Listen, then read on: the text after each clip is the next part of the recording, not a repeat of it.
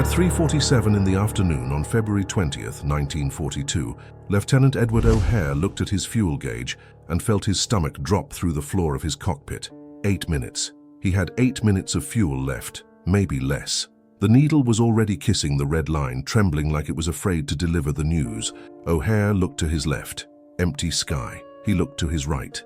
Empty sky. He keyed his radio. Static. Dead. The transmitter had failed somewhere over the last hour, and now he was flying deaf and mute, 200 miles from the USS Lexington, alone in the most hostile airspace on Earth. And then he saw them. The horizon wasn't empty anymore. Dark shapes.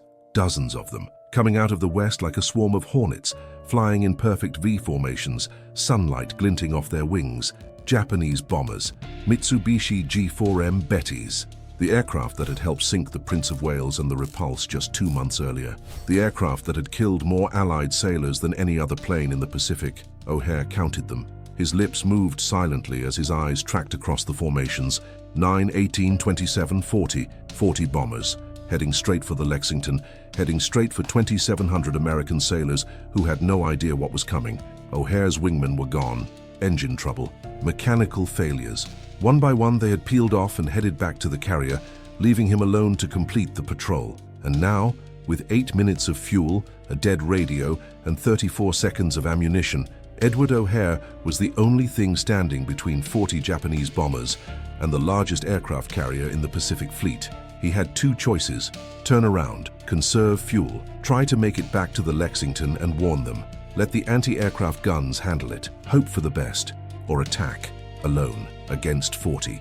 O'Hare pushed the throttle forward. If you've ever passed through O'Hare International Airport in Chicago, if you've ever rushed through Terminal 2 with a coffee in your hand, dodging families and businessmen, checking your phone for gate changes, then you've walked through the legacy of what happened in the next 4 minutes. 83 million passengers pass through that airport every year. Most of them have no idea why it's called O'Hare. Most of them have never stopped at the bronze statue in Terminal 2. Most of them have never looked into the eyes of the young pilot frozen in metal and wondered what kind of man attacks 40 bombers alone. But I'm getting ahead of myself, because before we talk about the statue, before we talk about the airport, before we talk about the 4 minutes that made Edward O'Hare immortal, I need to tell you about his father. And his father is where this story gets complicated.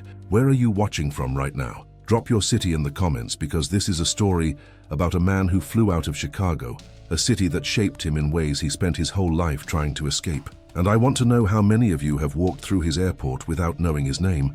Edward Henry O'Hare was born on March 13, 1914 in St. Louis, Missouri. His father was a lawyer named Edgar O'Hare. Most people called him Easy Eddie. Easy Eddie was smart, charming, well-dressed.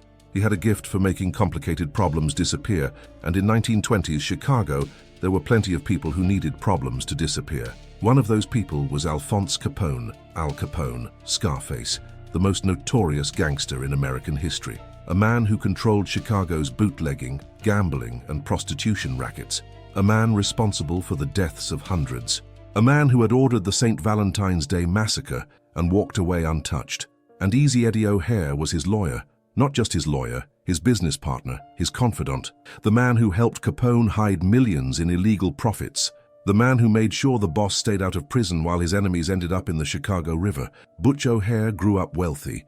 He had everything a boy could want. Nice clothes, private schools.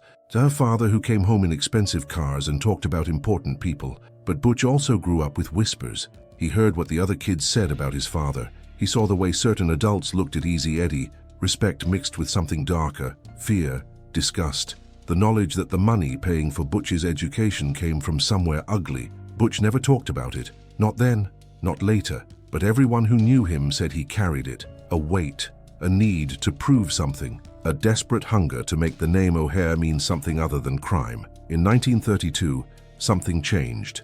Easy Eddie walked into the office of an IRS agent named Frank Wilson and made a decision that would end his life and begin his son's legend. He became an informant. The man who had protected Al Capone for years began feeding the federal government everything he knew: financial records, secret accounts, the paper trail that would finally put Scarface behind bars. Why? Historians still argue about it. Some say Easy Eddie had a crisis of conscience. Some say he was trying to protect himself from Capone's increasingly erratic behavior. Some say he was offered a deal he couldn't refuse.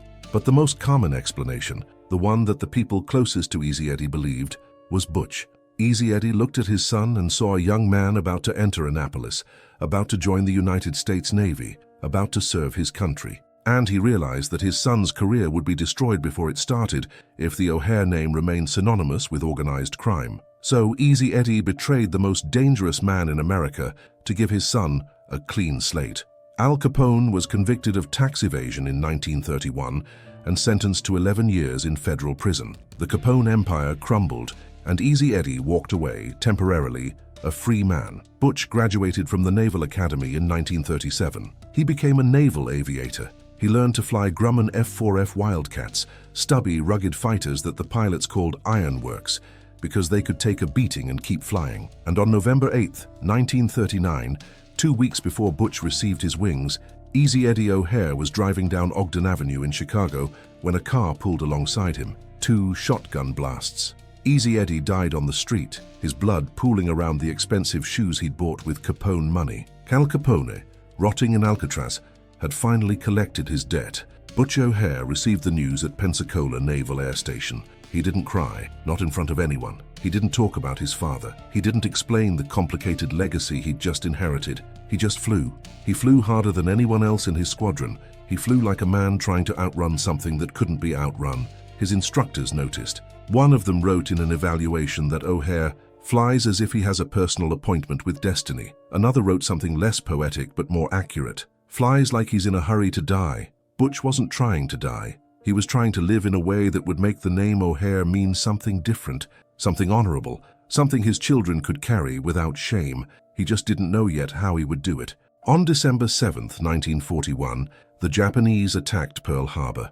The United States was at war, and Butch O'Hare, now 27 years old, was assigned to Fighting Squadron 3 aboard the USS Lexington. The Lexington was one of the largest aircraft carriers in the world, 888 feet long, 36,000 tons, a floating airfield carrying nearly 3,000 men and over 80 aircraft. If you wanted to cripple the American Pacific Fleet in early 1942, the Lexington was your target. The Japanese knew this, and on February 20th, they sent a strike force to find her. The Lexington's radar picked up the incoming aircraft at 2:42 in the afternoon, 40-plus bogies, bearing west-northwest, range approximately 76 miles. The carrier scrambled everything it had. 6 F-4F Wildcats launched to intercept. Butch O'Hare was flying in the second section, wingman to Lieutenant Commander John Thatch. But the Pacific Ocean is vast, and radar in 1942 was primitive. The 6 Wildcats split up to search different sectors, and one by one, mechanical problems forced Butch's section to turn back. First his section leader with engine trouble, then his other wingman with a failing oil pump. Butch was alone. He should have turned back too. Doctrine said never engage alone. Doctrine said return to the ship and let the combat air patrol handle it. Butch kept flying. At 3:45 he spotted the Japanese formation, 40 Mitsubishi G4M bombers flying at 15,000 feet in tight V formations, roughly 15 miles from the Lexington. 15 miles. At the bomber's speed, that was about 6 minutes to weapons release. 6 minutes until bombs started falling on 2,700 American sailors. Butch looked at his fuel gauge. 8 minutes, maybe less. He looked at his ammunition counter. 1,900 rounds of 50 caliber ammunition, enough for 34 seconds of continuous fire. He looked at the Japanese formation. 40 aircraft, each one carrying 2,000 pounds of bombs, each one defended by tail gunners and dorsal gunners firing back. And Butch O'Hare made the decision that would either kill him or make him a legend. He attacked. Not from behind, where the tail gunners would have clean shots at him, not from the side where he'd be exposed to crossfire from multiple aircraft.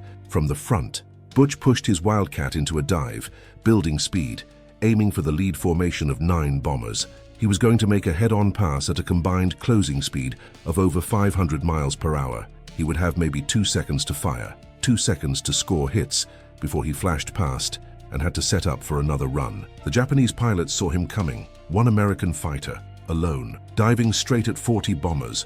They must have thought he was insane. Maybe he was. At 3:49, Butch O'Hare opened fire. His 650 caliber machine guns roared. Tracers streaked across the sky, and the right engine of the lead bomber exploded into flames. Butch held the trigger down. 1 second, 2 seconds. He was so close he could see the face of the Japanese pilot through the cockpit glass. Then he flashed through the formation, pulling up hard, G-forces crushing him into his seat, the world going grey at the edges as blood drained from his brain. Behind him, the lead bomber was falling, smoke pouring from both engines. The crew was bailing out, white parachutes blooming against the blue Pacific. Butch didn't watch. He was already rolling, already turning, already setting up for another pass. The Japanese formation was breaking apart. The tight V-shapes were scattering. Pilots were trying to figure out where the attack had come from. How many Americans were up here? What the hell was happening? None of them expected the answer to be 1. Butch's second pass came from below and behind. He targeted the trailing bomber in the second formation, raking it with a 3-second burst. The aircraft's wing root exploded, fuel sprayed into the slipstream, ignited, and the entire bomber became a fireball tumbling toward the sea. Third pass, another kill. The Japanese rear gunners were firing wildly now, tracers crisscrossing the sky, but Butch was moving too fast, changing angles too quickly. He wasn't flying like a Navy pilot. He was flying like a man possessed. A 20mm round punched through his left wing. Butch felt the impact, heard the crack, saw the hole appear in the aluminum. He didn't slow down. Fourth pass. His ammunition was running low. He could hear the change in his gun's rhythm, the rate of fire slowing as the belts ran out. He squeezed every shot.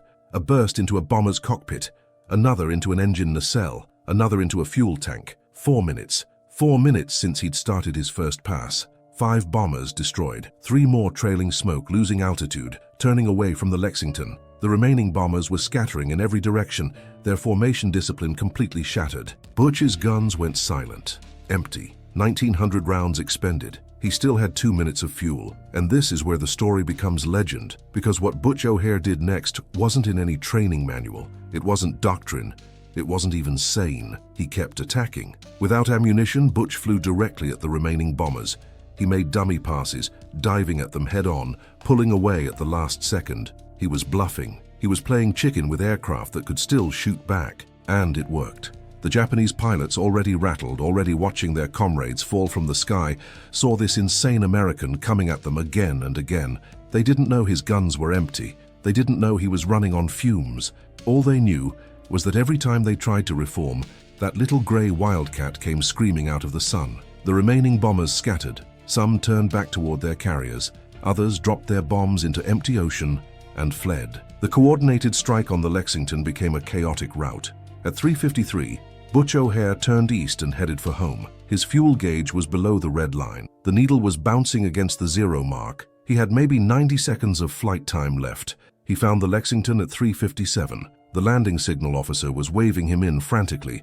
Butch dropped his landing gear, lined up on the deck, and caught the wire with his fuel tanks essentially empty. When he climbed out of the cockpit, the deck crew counted over 60 bullet holes in his aircraft. The left wing was shredded. The engine cowling had taken hits. How the Wildcat was still flying was a mystery that the mechanics argued about for days. Butch didn't argue. He didn't celebrate. He walked to the ready room, filed his after-action report, and asked when he could fly again. The gun camera footage told the story. 5 confirmed kills, 3 probable. Countless other bombers damaged or driven off. In 4 minutes, one pilot had single-handedly broken a 40-aircraft strike and saved the Lexington. The Navy didn't know what to do with that. Nothing like it had ever happened before. So they did the only thing they could. They gave him the Medal of Honor. On April 21, 1942, President Franklin Roosevelt personally presented the Medal of Honor to Lieutenant Edward O'Hare in a ceremony at the White House. Butch was the first naval aviator of World War II to receive the nation's highest military decoration. The newspapers went crazy. Lone wolf pilot saves carrier. One-man Air Force.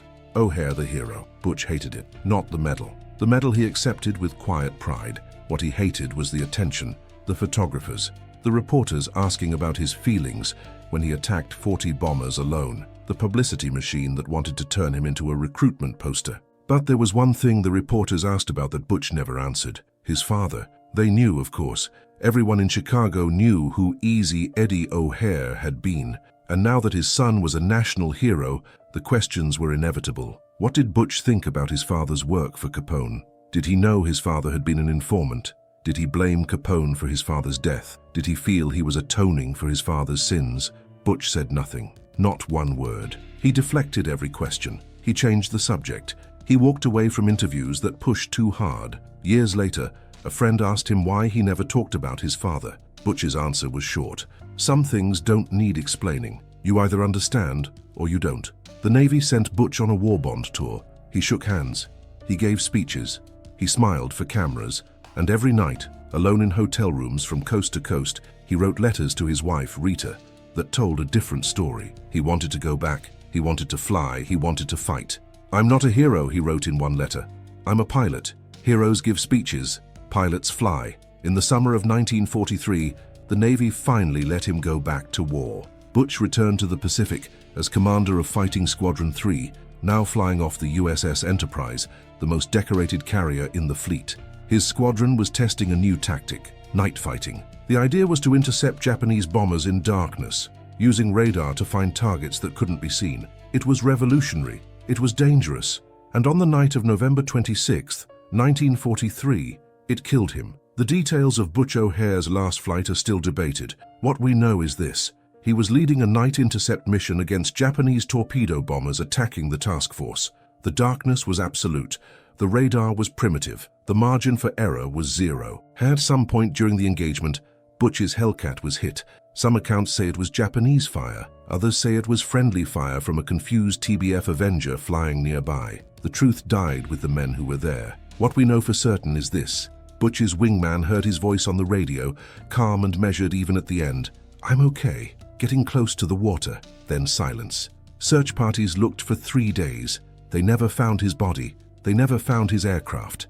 Edward O'Hare, 29 years old, Medal of Honor recipient, the man who had saved 2,700 lives with 8 minutes of fuel, vanished into the Pacific Ocean. The Navy declared him killed in action on November 26, 1943. His wife Rita received a telegram. His mother received a folded flag. And America received the news that its first naval aviation hero of the war was gone. But here's the part that makes my throat tight every time I think about it. Butch O'Hare died defending the Pacific Fleet from Japanese bombers. The same thing he'd done on February 20th, 1942. The same job, the same mission, the same willingness to put himself between the enemy and the men he was protecting. He'd been doing it his whole life, really, putting himself between something dark and something he loved, his father's legacy, his country, his sense of honor. Some men spend their whole lives running from who they are. Butch O'Hare spent his life running toward who he wanted to become. He just ran out of sky before he got there. In 1949, the city of Chicago was looking for a name for its new airport.